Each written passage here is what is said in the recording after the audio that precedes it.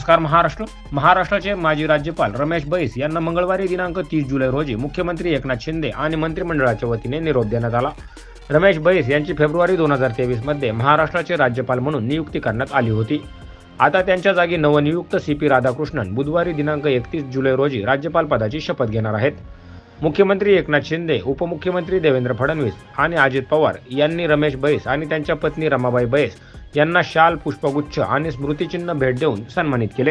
राज्यपाल रमेश बैस यांनी महाराष्ट्रामध्ये आपल्या कार्यकाळामध्ये साथ दिल्याबद्दल सर्वांचे आभार व्यक्त केले.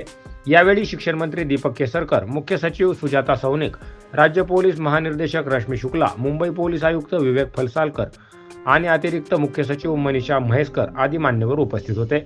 रायपूरकडे निघण्याआधी नौसेनाच्या वतीने औपचारिक गार्ड ऑफ ऑनर देण्यात आला. अधिकाऱ्यांनी सांगितले की राधाकृष्णन हे बुधवारी दिनांक 31 जुलै रोजी 6:30 वाजता राजभवनामध्ये राज्यपाल पदाची शपथ घेणार आहेत. Bureau report, N Marathi news.